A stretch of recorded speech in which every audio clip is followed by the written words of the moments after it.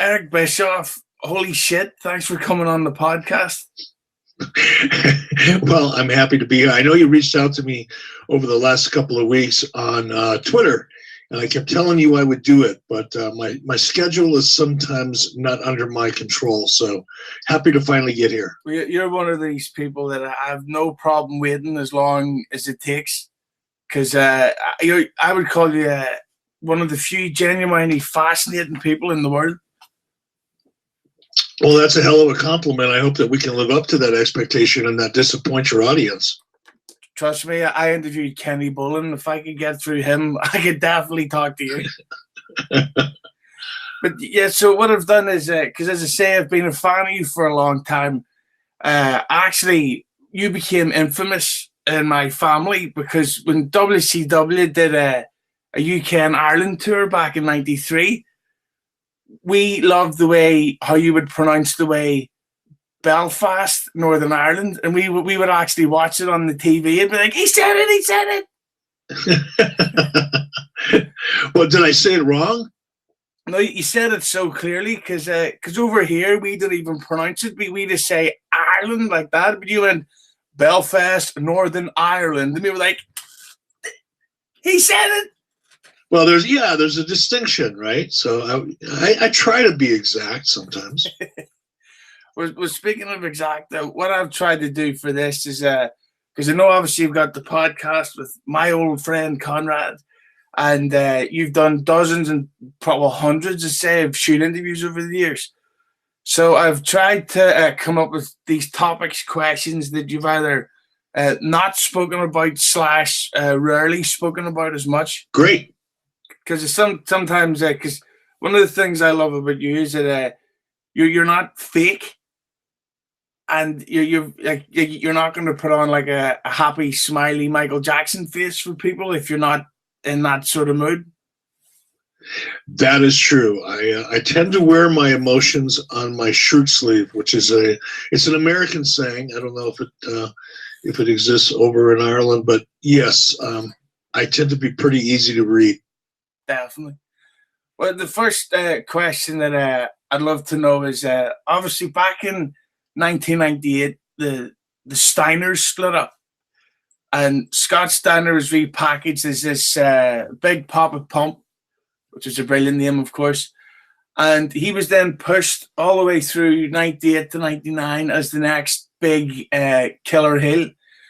And it always seemed to me like they were kind of heading towards a Scott Steiner versus Hulk Hogan feud. So I was wondering, how come we never got that storyline? Number one, we weren't pushing towards that, although it may have seemed that way from time to time to the audience, but there was never any consideration for a Hulk Hogan Steiner feud. Number one. And if your second question would be, well, why? I think what people who watch wrestling tend to forget is that, your favorite sports entertainer or professional wrestler, whatever you want to call him or her, is a human being, and we're all different. And there's sometimes when there is chemistry between human beings, and chemistry between performers, and chemistry between athletes, and sometimes there's not. And simply putting together two professional wrestlers, in a storyline, because on paper it makes sense without any consideration to how they may gel together or work together based on their chemistry, would be really, it's the reason why casting directors are such an important part of a movie. You can't put any actor in any scene with any other actor, no matter how great the script is. The casting of that movie is just as important as the director in the movie. In fact, the directors in most movies are instrumental in the casting, if not completely control it. So casting when it comes to professional wrestling would be, well, why don't you have this guy wrestle this guy? Even though it makes sense on paper, it doesn't always make sense in execution. And also, Steiner, and I'm saying this as a fan of Scott Steiner, but it seemed to me like he was one of these wrestlers who took it a little too seriously, and like, why would anybody want to put themselves through that? I'm not sure what you mean by that, but I'll dig into Scott Steiner a little bit. You know, he did take himself seriously. He took his business seriously. He took his training, his look, his skill sets in the ring. He took all aspects of, you know, Scott Steiner's approach to the business was very, very disciplined, and he excelled at a very high level in many categories. And to a certain degree, he was a little old school in that regard. And look, he had, you know, as we were just talking about chemistry and personality, you know, Scott had a very, very unique personality, and he didn't get along with everybody. And that may have come off as, you know, taking his business too seriously, but I don't think one can take their business too seriously. I think you've got to manage it. You've got to recognize it when perhaps your personal motivations are maybe not necessarily in alignment with what's best for business. That's always a conflict with any talent, with any performer. But, you know, Scott, you know, I hold Scott's career. I've got some issues with him on a personal level, but in terms of his career, I hold Scott Steiner up there at a pretty high level. Yeah, he was one of my personal favorites. But another, just another Hogan-related question is it, and this is one I'm sure you've get asked a million times, but a rumor I'd read from one of your personal favorite journalists, Dave Meltzer, Mr. Truth, was that the original plan for Bash at the Beach '99 was the Goldberg versus Hulk Hogan rematch, but Hogan had that changed when he wanted to turn babyface. No, as is, you know, in most of the situations that we're referring to here, where Dave Meltzer said something about something that happened 20 years ago, there was probably almost 20 years ago, there's probably a grain of truth or a dot or two that one could arguably, with a little bit of imagination, connect and come up with a story, which is what Dave did. Historically, Dave didn't really have any facts. Dave had information that was fed to him by third parties, and most of the time they had an agenda. They either wanted to be in good favor with Dave Meltzer, so that if, in fact, they were a third-party talent who was feeding Dave Meltzer information, oftentimes that information wasn't even remotely close to the truth. Just because it was related to Dave doesn't mean it was truthful. And many times guys would do that because they wanted Dave to write good things about them in the newsletter, because they thought, however, you know, misinformed they were at the time, that would somehow put them in a good political standing internally. In other words, if Dave Meltzer's writing something good about me, then perhaps the people making decisions in WWF or in WCW might look at me more favorably. So I'm going to leak information to Dave Meltzer. That was I think probably more often than not the context of a lot of the bad information that Dave got, including this reference. You know, my issue with Dave is that he never worked to verify it. And if it fit his narrative and gave him something to talk about, made it sound like Dave knew what he was really talking about when nobody else did, he'd go with it. And oftentimes it was just farcical. You know, at the very least, it was farcical. Well, my personal problem, not personal, but my big problem with Dave Meltzer is that he's been caught out as a liar so many times, again and again and again, yet he still has this army of complete idiot nerds who are like, but Dave Meltzer said it, therefore. Well, the same could be said for Vince Russo. You know, Vince Russo is a fraud. He has never really come up with anything on his own that made any kind of sense. When he was given any amount of actual autonomy and control, it was an unmitigated disaster. But still, you know, he's got a little band of minions who, for whatever reason, mostly because, you know, they feel like they're getting, you know, close to somebody who is in the wrestling business for a cup of tea, basically. You know, they'll become his little cult, and Dave Meltzer has his own. Keep in mind, Dave Meltzer's been doing what he's been doing for almost 30 years, perhaps more. And for a long period of time, before digital, before we could do podcasts, before you could send me a message on Twitter and ask me to do an interview, which 20 minutes later we're doing it, and I'm talking to you while you're in Ireland and I'm in Wyoming in the United States. Before all that was possible, the only way that wrestling fans could get any information at all, or in Dave's case, misinformation about what was going on behind the scenes of the wrestling business, were dirt sheets. And of all the dirt sheets that were out there, Dave Meltzer's was prominent and by far and away the biggest, and from his perspective, most successful.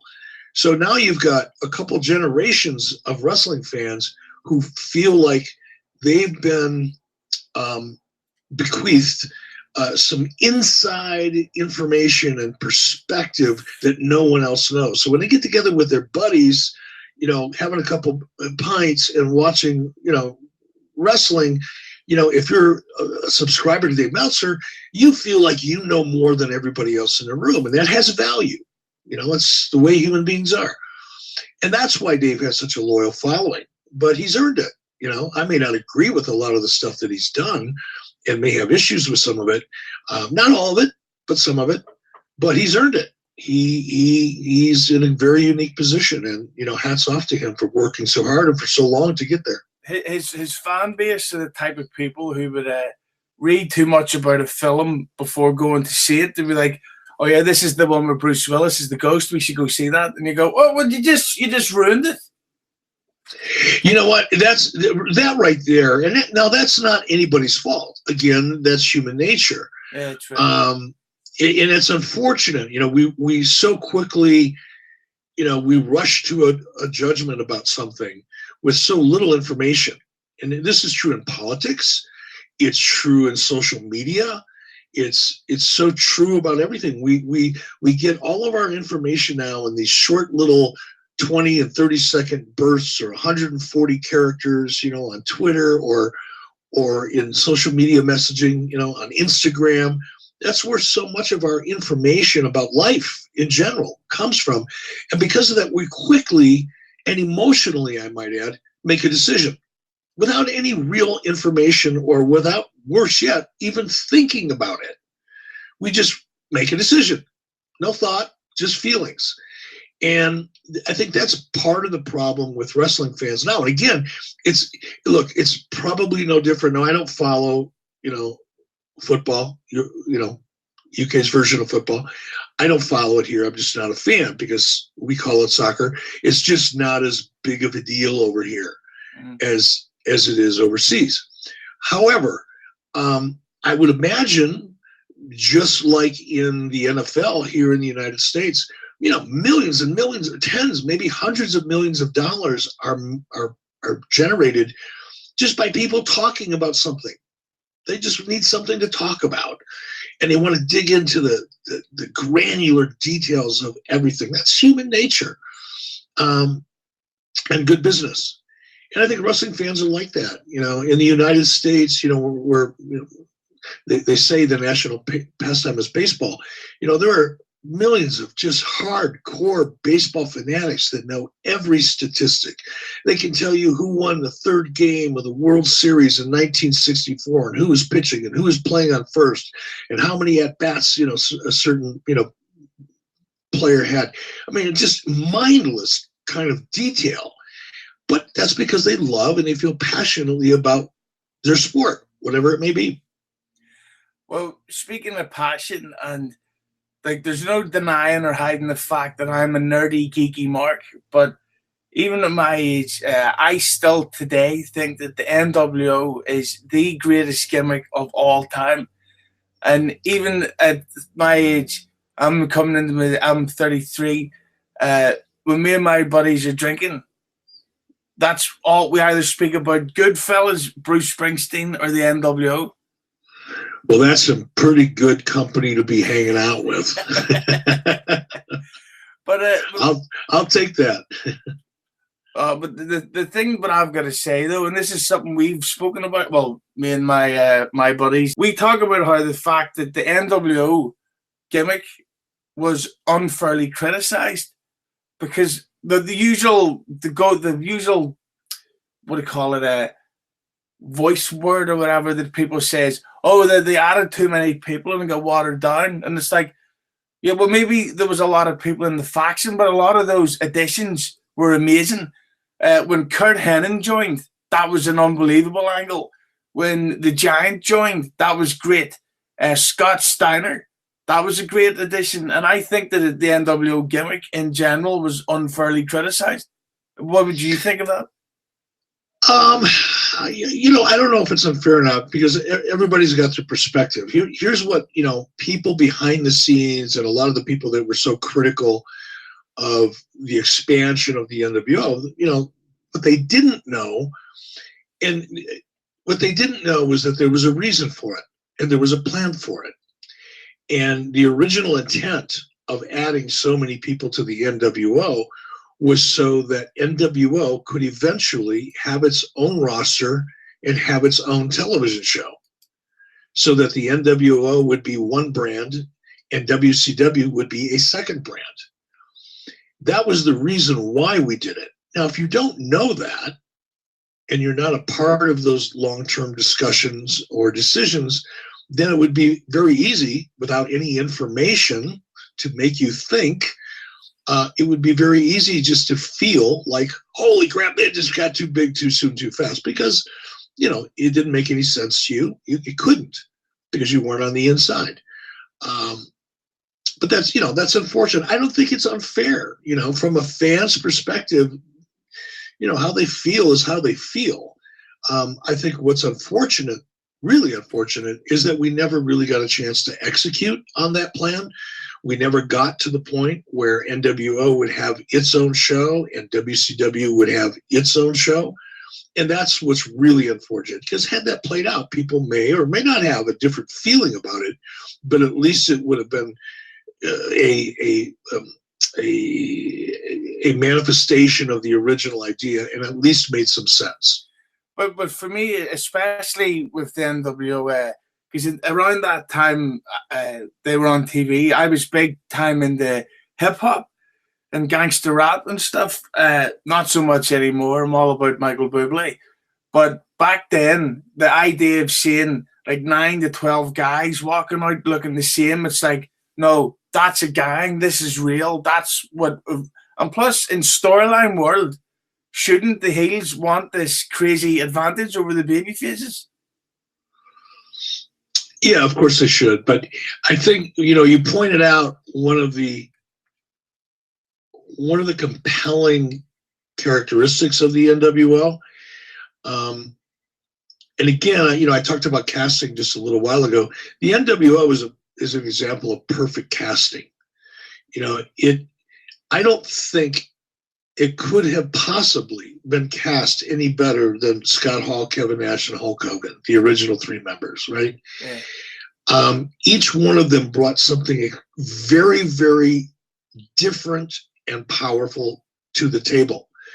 Scott Hall had that very cool, almost Latin kind of vibe to it. And that's a character that he always had. People talk about, the toothpick gimmick, that was Razor Ramon. Scott Hall, when he was the Diamond Stud in WCW before he went to the WWE, WWF, used that toothpick and throwing it in his opponent's face and all that. A lot of the mannerisms of the way Scott carried himself had a very Scarface, if you will, kind of vibe to it, because that was a character that Scott used to model himself into that character, both in WCW and clearly when he got to WWE. So when he brought, remnants of the original Scott Diamond Stud character, and certainly some of that awareness of Scott, a large awareness of Scott in WWF came with him, and he just had that cool factor. Kevin Nash was dangerous. You know what I mean? He was that 7 foot tall, 350 pound, stare death in the eye and kill it. kind of a character. He was a badass. And Hulk Hogan, I think, as a heel, probably brought more value because people really hated him when he turned. I mean, his heat was real. Scott and Kevin had kind of cool heat, where Hulk Hogan had real heat. And they were able to balance, the cast balanced itself out nicely. So there was nothing missing between the three of them. And I think it would be really hard to accomplish that today. It really would be. But that's one of the reasons why. And as the cast grew, here's an important part of that. Conan had a big influence on the NWO. So did X-Pac, by the way. People sometimes underestimate, the value that X-Pac brought to the NWO. He really did bring that vibe. Conan really brought it. That's where you start to see a little bit more of a direct kind of cultural connection between what was going on in the hip-hop world and what was going on in the NWO. With the do-rags, even the music, the way the guys carried themselves, very much was an extension of what was going on in pop culture in the hip-hop world. Yeah, I loved it. And seeing as it's almost Christmas time, Eric, can I ask you one mild favor? Sure. Can you ask me to be an NWO member? Well, I don't normally step out on a limb without consulting Hulk and Scott and Kevin, but I think nothing could be probably more appropriate at this time because of the quality of this interview and the vast knowledge that you obviously have and your understanding of the history of the NWO and what made it one of the most significant aspects of sports entertainment, professional wrestling in the last 3 decades. It would be an honor to invite you to become a member of the NWO. Eric, I accept. All right. It's too bad we can't have a beer. I'm drinking coffee. You're probably having a pint. But maybe someday I'll get to Ireland and we'll do it. Actually, I'm on a pint of vodka and lemonade here. Oh wow! You're playing with you're pissing in the tall grass with the big dogs. Oh no, I've pretty much been drunk every day for 10 days. Oh God! Well, I've never heard anybody admit to that on an interview, but that's awesome. Oh no, it's you wouldn't believe what I have to go through every morning. I love it. But just one final NWO question. Obviously, at the end of 90... I still can't believe you said that now. Really, I've been drunk for 10 days. Oh, doubt. Yeah, every day. Just I work out in the morning. I frown at everybody in the office, and then as soon as it's home time, I went in for a quick Christmas pint, and then maybe a couple of vodkas when I get home, maybe a whiskey. Oh, I love Ireland.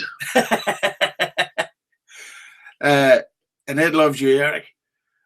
But just one final NWO question. At the end of 98, they did that NWO Wolfpack reunion storyline. Right. But then with Hogan getting injured and Scott Hall needing time off and Lex Luger being, I think he got injured too. What actually was the plans for the NWO reunion storyline down the line? There weren't any real long-term plans. The idea, again, we wanted to build. Look, the NWO. We had enough members in the NWO to have 2 factions, just to give us some diversity in storytelling, to give us something new to work with. You can't keep telling the same story over and over and over again every week, especially with wrestling that's on 52 weeks a year. It's not like a traditional television series that's on for 8 or 10 episodes, and then they get 6 months off and they come back with 8 or 10 more. We got no downtime. You're telling your stories 52 weeks a year. And you have to change it up. So the idea was to, build the NWO up big enough, and then some of the same principles that drive people to battle. Usually it's greed. Almost always it's greed in one way, shape, or form, whether it's in politics or anything else in business. Working with somebody. When you have a conflict with somebody, it's usually because when it gets down to it, it's about greed. So, or jealousy. Those are the other, that's another big one. So we thought, okay, why don't we, once we get it built up, we'll let greed for power and control kind of fracture the NWO so that we can have some internal conflict within our singular group in the NWO. So if, again, at some point we've got our own TV show, our own brand, which we were really potentially only months away from, we've got some ways to craft some new stories. And then, bring them back together long enough just to make it seem like everything's okay. And then when the time was right, kind of pull a thread and watch it unravel, and, they're back to battle again. I mean, that was the overarching approach to that strategy. Yeah, it's a shame the way it went, but hey, it went the way it went, and that's the way it went, as they say. That's what they say, indeed. They say it in Ireland with a pint of vodka, and they say it in the U.S. with a cup of coffee. Well, speaking of drinkers, one of the things I've always got very frustrated at people who criticize you for was the fact that you let Steve Austin go in 94, 95. And I always say to people, who wouldn't have let Stunning Steve Austin go? He wasn't Stone Cold Steve Austin. Look, I get that a lot. What's really interesting is, if you go back, Steve obviously has his own podcast and a great one. And if you go back several years ago, I did an interview. Actually, I did not an interview. I did two or three shows in a row with Steve. And we talked about, what actually went down and why he was fired. Steve Austin, in his own words, in his own podcast, told me and his audience that if he were me, he would have fired him too. So I say to all those people who don't really know what they're talking about, who weren't in the decision-making process in the moment that I was in, and who also think that they have some kind of crystal ball that enables them to tell the future, I say to them, fuck off. Yeah, and I think they can fuck off as well. Bunch of wankers. Do you think that Booker T got the right push at the wrong time? It's really interesting you bring that up. I was just thinking about Booker T yesterday. I don't know why. He just popped into my head. And I think Booker T was so ahead of his time. I think Booker T, in retrospect now, because I don't have a crystal ball, I didn't have a crystal ball 20 years ago, and neither did anybody else, by the way.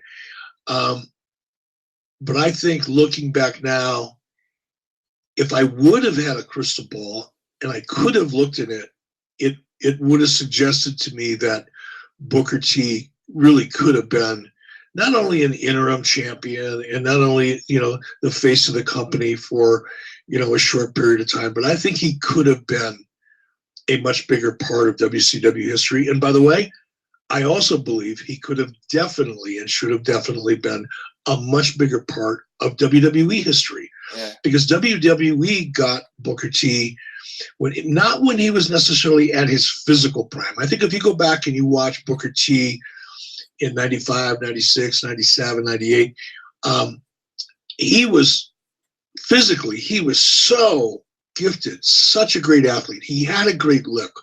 He could do a great interview. He was certainly believable. He had a lot of range. He could be funny. He could be serious. He could be a badass. He could do just about everything. But by the time he got to WCW, he was more mature. He had more confidence in his character, and he didn't rely necessarily, he was still very physical. I'm not taking anything away from his performances in WWE because they were phenomenal. But I think the real growth in Booker T as a talent was once he got on a bigger stage with a bigger variety of people, he had the opportunity to learn more, and he learned very quickly.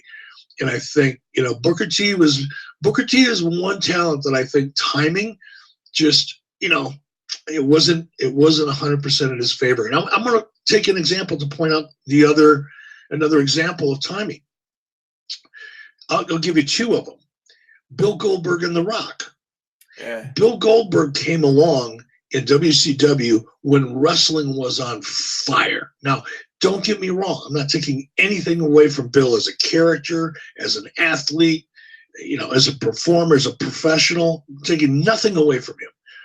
But had Bill Goldberg come along 5 years earlier, or 5 years later, or 3 years earlier, or 3 years later than when he did, he would never have become the star that he became as quickly as he did. And I think the same thing is true for The Rock.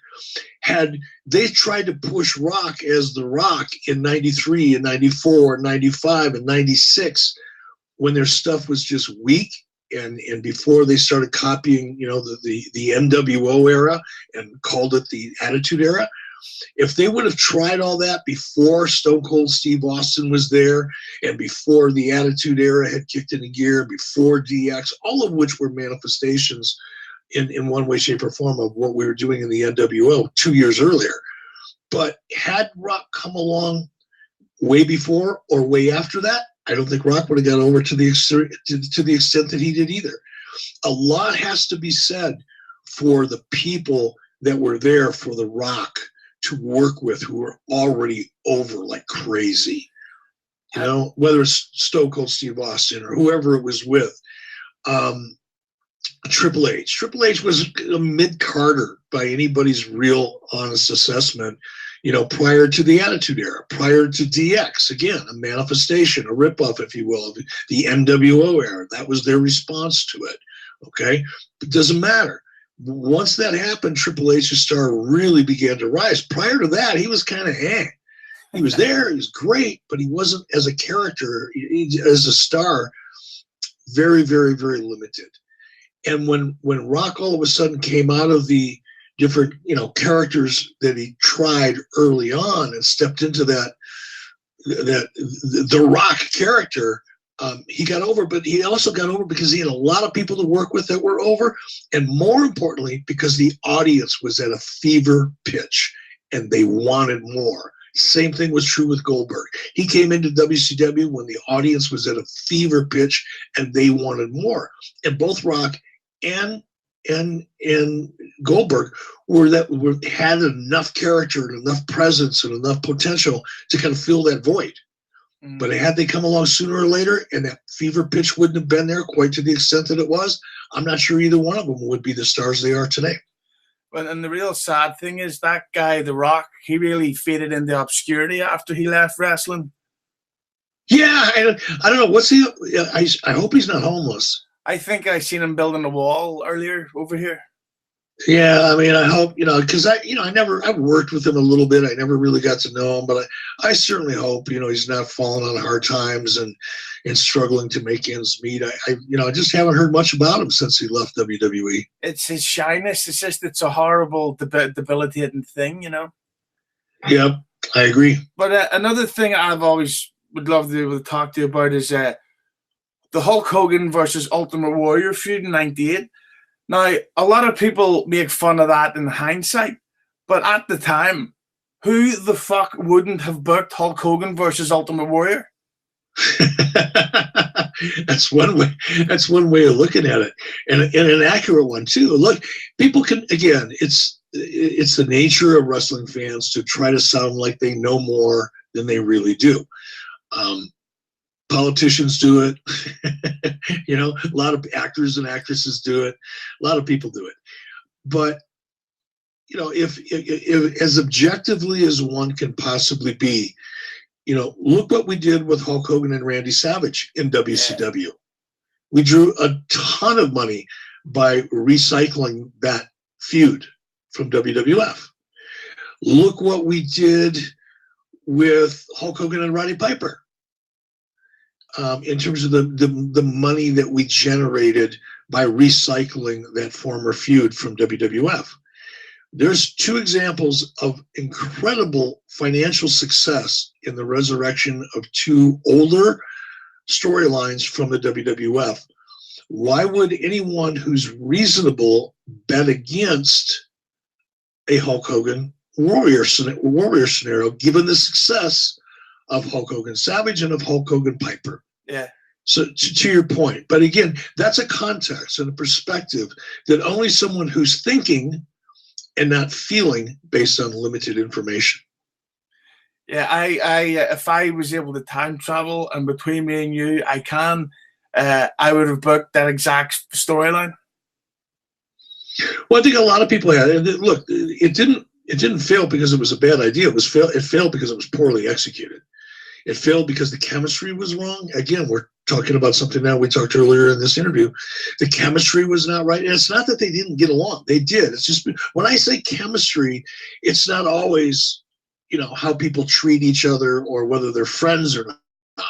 Sometimes you can have bad chemistry between good friends. There's a lot of people that I've worked with in the past that I considered great friends and still do. As a performer, though, they don't bring out the best of me, and I don't bring out the best of them. The chemistry isn't there for that. So again, it's your perspective. It's what your understanding is of the business in a much broader but yet still in-depth sense. The chemistry between Warrior and Hulk wasn't there. They enjoyed each other. They respected each other. They got along together. There was no issues. It's just that those two people together didn't work.